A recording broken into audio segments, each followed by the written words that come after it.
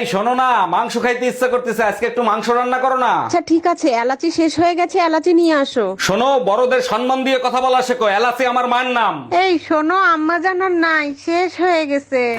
हम इसका पति है। ভাইয়া আপনার কাছে ভালো শীতের জ্যাকেট হবে? জি ম্যাডাম হবে। এই যে দেখেন, 6-7 হাজার টাকা বিক্রি করি, আপনার জন্য 5,000 টাকা। একদম 500 টাকা দিব, যদি হয় প্যাকেট করেন, তা না হলে চলে যাব। আচ্ছা ঠিক আছে, না আপনার না আমার, আপনি 1,000 টাকা দিবেন। বললাম তো, যদি 500 টাকা হয় তাইলে প্যাকেট করেন। আচ্ছা ঠিক আছে, নেন। প্রথমে যদি 500 টাকা চাইতেন তাইলে তো এত কথা বলা লাগতো না। প্রথমেই যদি 500 টাকা চাইতাম, তখন তো আপনি ফিরে নিয়ে যাইতেন।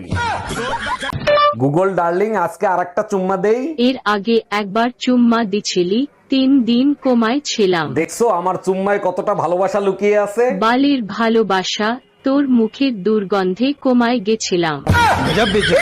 এই এবার ম্যারেজ ডেতে আমাকে এক জোড়া চুড়ি কিনে দিবা? দিতে পারি, তার বদলে আমি কি পাবো? একটাই দোয়া করবো, 7 জনম তুমি যেন আমার স্বামী হও। তুমি এক কাজ করো, চুরির সাথে হারও নিয়ে নাও। ওরে আমার সোনা পাখি, সত্যি? কিন্তু শর্ত একটাই, এই জনম পর্যন্তই দোয়া করবা।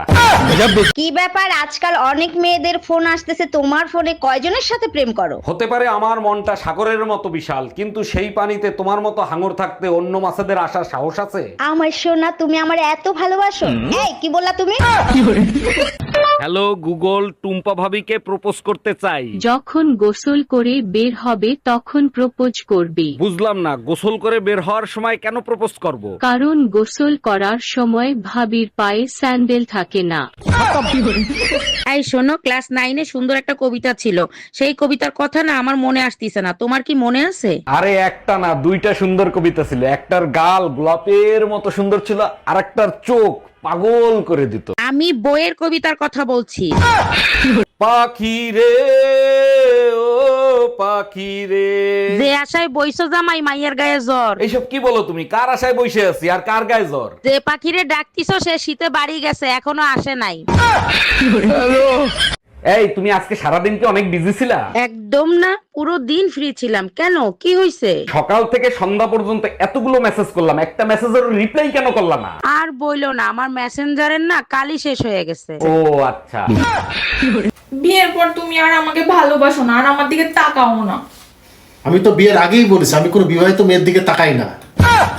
কি?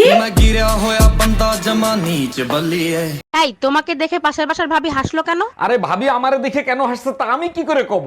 সত্যি করে বলো, তোমাকে দেখে কেন হাসলো? মনে হয় ভাইয়ের ঈদের ছুটি শেষ হয়ে গেছে। আজকে তোর চেহারা নকশাই পাল্টাই ফেলবো। বুকের ব্যথায় আর বাঁচতেছি না, এবার মনে হয় মরেই যাব। তোমারে বলছি না ডাক্তার দেখাও, কথা শোনো। আরে বাবা, ডাক্তার দেখাইছি তো। ডাক্তার দেখে কি বলছে? ডাক্তার বলছে 95% হার্ট ব্লক হয়ে রয়েছে। আমি জানি তো, আর 5% পাশের বাড়ির ভাবিকে দিছো।